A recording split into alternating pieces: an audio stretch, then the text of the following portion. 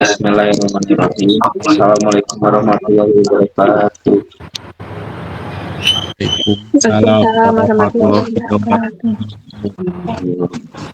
Oke, yang pertama-tama terima kasih presentasi kepada Pak Maksi Ari SSI SN Mkom sebagai dosen pembimbing mata kuliah Big Data. Di sini kami akan mempresentasikan hasil analisis kelompok kami pada analisis lokasi ekspansi retail berbasis data dengan studi kasus Kota Bandung yang mengubah data BPS menjadi keputusan bisnis yang strategis. Di sini saya tidak sendirian. Di sini ada Samsul, Ari, dan Rizky dan saya sendiri yaitu Rahma. Baik, next.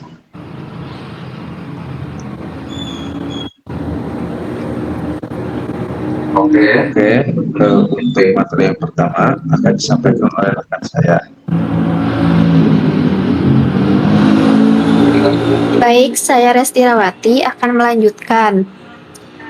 Yang pertama di sini ringkasan eksekutif dari intuisi menuju presisi. Masalah utamanya di sini kegagalan ekspansi retail di Bandung seringkali bukan karena produk yang buruk, melainkan lokasi yang tidak tepat akibat keputusan berbasis intuisi. Risikonya biaya operasional tinggi dan target investasi meleset. Dan untuk temuan kunci, lokasi ideal bukanlah yang terpadat, melainkan yang memiliki keseimbangan antara IPM tinggi, daya beli, PDRB menengah sampai tinggi, aktivitas ekonomi, dan kepadatan optimal, efisiensi biaya. Untuk pendekatan solusinya, analisis komprehensif menggunakan 3 indikator makro BPS, yaitu IPM, PDRB, kepadatan penduduk yang diolah melalui data analisis Power BI. Next. Dan untuk masalah bisnis, yaitu di tengah persaingan retail yang ketat, banyak gerai baru berkinerja di bawah ekspektasi. Akar masalahnya mengandalkan intuisi manajerial atau asumsi umum tentang keramaian wilayah tanpa validasi data. Dampak finansial yaitu yang pertama low footfall, volume penjualan rendah, yang kedua high OPEX, beban sewa tak sebanding, yang ketiga low profitability atau profit tergerus. Next. Nah, Bandung sebagai magnet ekonomi, pusat pendidikan pariwisata dan industri kreatif, mobilitas tinggi dari dalam dan luar daerah menciptakan permintaan layanan retail modern yang cepat dan efisien. Disparitas wilayah, karakteristik antar kecamatan sangat bervariasi, tidak semua wilayah ramai, menguntungkan. Ada wilayah padat namun berdaya beli rendah dan sebaliknya. Diperlukan pemetaan mikro untuk membedakan potensi versi risiko. Next. Yang selanjutnya, analisis 3 pilar. Di sini ada 3. Yang pertama, indeks pembangunan manusia atau IPM. Indikatornya kualitas dan daya beli konsumen. Yang kedua, produk domestik regional bruto atau PDRB. Indikator aktivitas ekonomi dan perputaran uang. Yang ketiga, kepadatan penduduk. Indikator volume pasar atau market size dan potensi jangkauan. Integrasi ketiga variabel ini memberikan gambaran komprehensif mengenai kelayakan lokasi.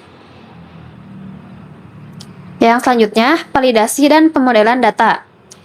Yang pertama itu dari sumber data BPS Kota Bandung dan Jawa Barat tahun 2024, data mentah. Lalu data cleaning dari transformasi wide ke long atau unpivot, penyesuaian tipe data numerik. Lalu yang selanjutnya itu data modeling, star skema.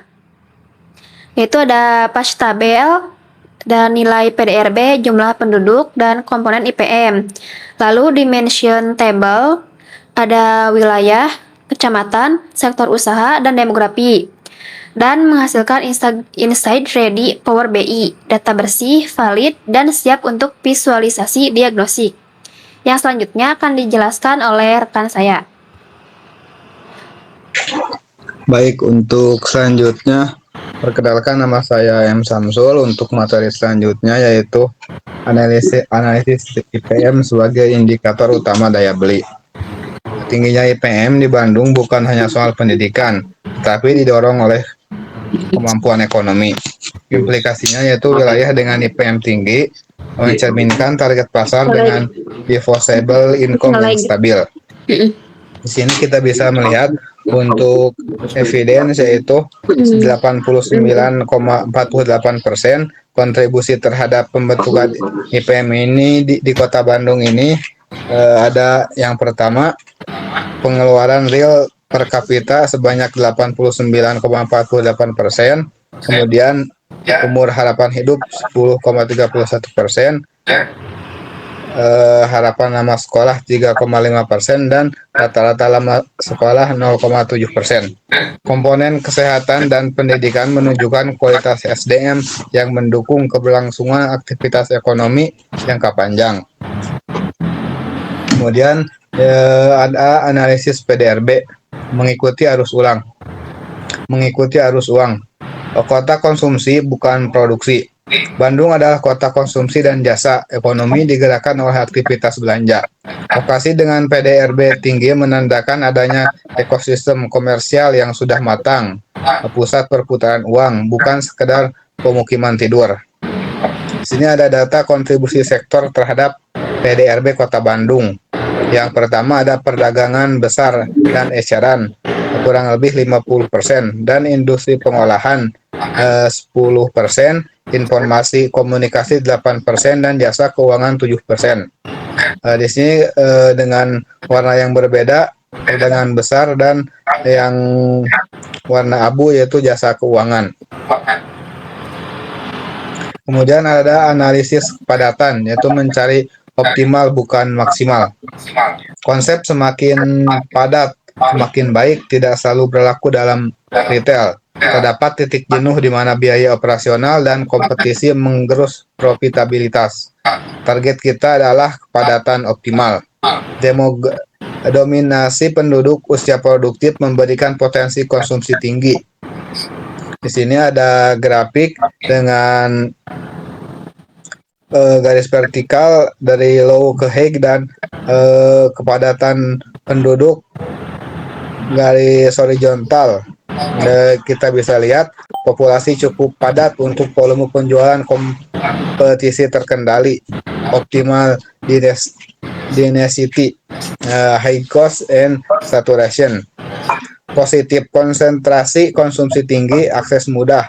Negatif, ketika resiko persaingan jenuh, red ocean, dan biaya sewa properti melambung, high OPEX. Kemudian ada dashboard analisis ekonomi.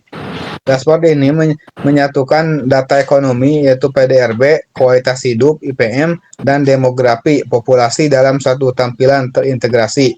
Tujuannya yaitu adalah memberikan single view of truth bagi eksekutif untuk memantau korelasi lintas indikator secara real time, memungkinkan pengambilan keputusan strategis yang lebih cepat dan berbasis data. Single of truth memantau korelasi antara kualitas hidup, IPM, aktivitas ekonomi, PDRB, dan populasi dalam satu layar untuk pengambilan keputusan cepat. Di sini yaitu dashboard ekonomi dan demografi Kota Bandung dengan total PDRB sebesar 80,5 triliun dan rata-rata IPM 81,2 serta total penduduk 2,5 miliar. Total penduduk 2,5 miliar di tahun 2023.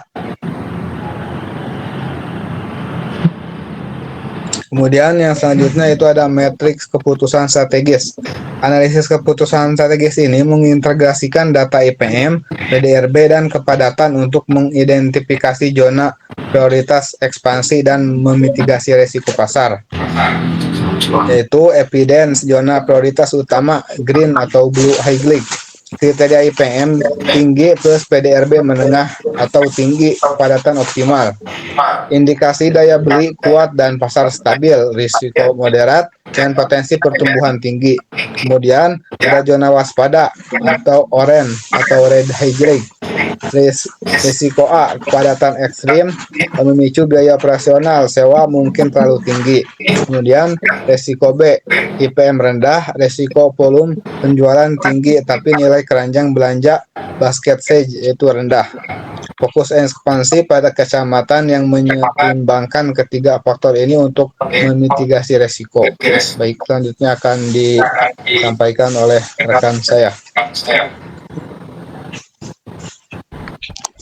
Baik, di sini saya akan melanjutkan materi selanjutnya. Di sini ada rekomendasi format retail.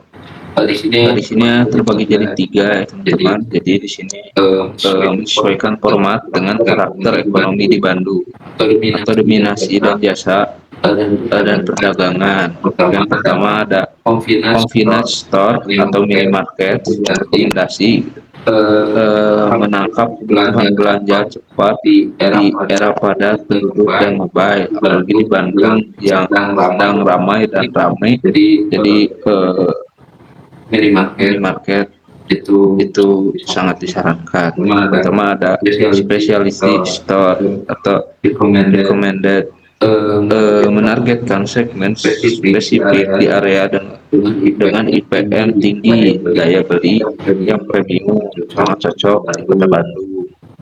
Dan hypermarket raksasa atau avoid, hindari di pusat kota padat, boros, lahan dan inefisiensi biaya sewa kurang cocok untuk di Kota Bandung. Next. Di sini ada peta jalan investasi atau action plan.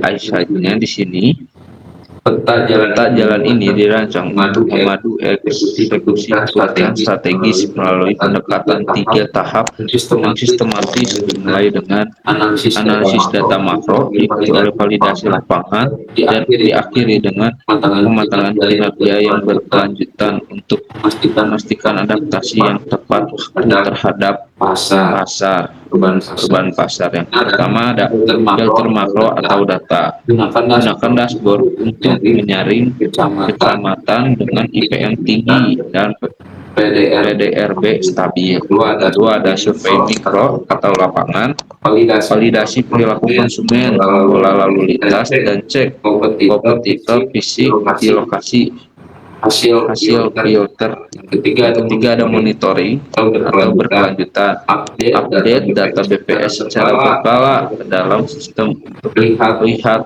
tren perubahan demografi per tahunannya. Next. Baik, di sini ada kesimpulannya yang memenangkan pasar Bandung. Insight-nya, Bandung memiliki potensi besar yang didukung oleh demografi Asia produktif dan daya beli IPM yang sangat kuat. Tantangan heterogenitas wilayah dapat diatasi dengan analisis data granular. Kombinasi antara analisis makro atau data side dan validasi mikro atau survei lapangan adalah kunci untuk minimalkan risiko dan memaksimalkan ROI ekspansinya. Oke, next. Ya, baik, sebenarnya kita sudah ada di ujung presentasi, dan di sini ada referensi dan daftar pustaka yang sudah kita dapatkan. Ini kita dapat dari Badan Pusat Statistik BPS dan Badan Pusat Statistik BPS Kota Bandung, dan data IPM dan aplikasi analisis IPM dan PDRB Kepadatan Kota Bandung. Baik. Next.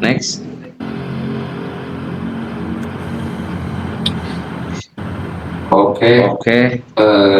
Sudah dikembangkan. Terima kasih untuk dosen pengampu, dan terima kasih untuk teman-teman yang sudah mendengarkan. Sekian dari kami, dari kelompok 10. Maaf atas kurang dan lebihnya. Kalau kurang mohon dimaafkan, kalau lebih nggak apa-apa. Terima kasih. Assalamualaikum warahmatullahi wabarakatuh.